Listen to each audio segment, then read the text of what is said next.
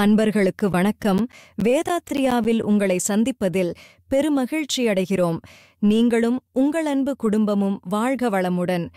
வேதாத்ரியா subscribe செய்து வழங்கும் வேதாத்ரிய உண்மை தத்துவங்களையும் வேதாத்ரிய சிந்தனை கருத்துக்களையும் அறிந்து கொள்ளுங்கள். உங்கள் யோக பயணத்தில் உன்னத நிலையை பெறுங்கள். மெய்ப்பொருள் உண்மை ரகசியங்களை அறிந்து உணர்ந்து உங்கள் வாழ்வை வளமாக்கிக் கொள்ளுங்கள். நன்றி. வாழ்க வளமுடன். அன்பர்களே, இனி இன்றைய சிந்தனை கருத்தை நம் வேதாத்ரியாவில் காணலாம். ஒரு வாழ்த்து நன்மை தர வேண்டுமென்றால் அதற்காக உண்மையான வழி என்ன தெரியுமா? மனதில் இருந்து முழு நினைவாக ஓர்மையாக அந்த வாழ்த்து வர வேண்டும். வெறும் உதடுகள் மட்டுமே உச்சரிப்பதாக இருக்கக்கூடாது. உங்களுடைய எண்ணம் அதில் நிறைந்திருக்க வேண்டும். அந்த வாழ்த்தில் உண்மையும் நலமும் வளமும் இருக்க வேண்டும். அந்த சொல்லோடு நீங்கள் இணைந்திருக்க வேண்டும். நீங்களே அந்த ஒலியோடும் ஒன்றிருக்க வேண்டும். இதெல்லாம் நிறைந்த தன்மையில்தான் வாழ்த்தை சொல்ல வேண்டும். அப்போதுதான் அது செயல்வடிவமும் பெறும். ஏன் அப்படி? மனம் என்பது உயிரின் படர்க்கை நிலை. மேலும் மனதின் அடித்தளத்தில் இறையும் இருக்கிறது.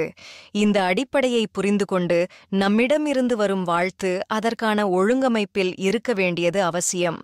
நாம் சொல்லும் வாழ்த்து நம்முடைய ஜீவகாந்தத்தின் வெளிப்பாடாக மலர்ந்து நம்மைச் சுற்றியுள்ள வான்காந்தத்தோடு கலக்கிறது.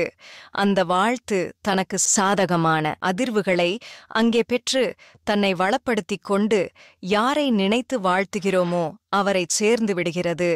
அங்கிருந்து ஒரு பகுதி நமக்கும் வந்துவிடும்.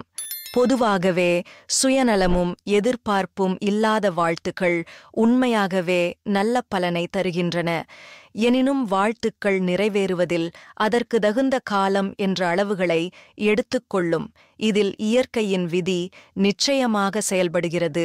இதுவரை எந்தெந்த நிகழ்வுகள் காத்திருக்கிறதோ அதெல்லாம் வரிசையாக நிறைவேற்றப்பட்ட பிறகுதான் இப்போது நாம் கொடுக்கும் வாழ்த்து நிறைவேறும் என்பதையும் நினைவில் வைத்துக் கொள்ள வேண்டும்.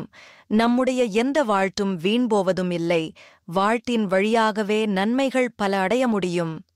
வேதாத்ரி மகரிஷி அவர்கள் தன்னுடைய வாழ்த்தின் வழியாகவே பல்வேறு நன்மைகள் அடைந்ததாக சொல்லி அதற்கான உதாரணங்களையும் தந்திருக்கிறார். ஒரு வாழ்த்து சொல்லும் பொழுது மன ஓர்மை நிலை வேண்டுமல்லவா?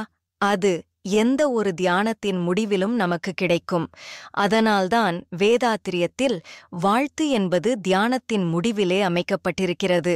எனினும் மனதை இயல்பான நிலையில் வைத்துக்கொள்ள பழகியோருக்கு வாழ்த்து எப்போதும் சொல்லலாம்.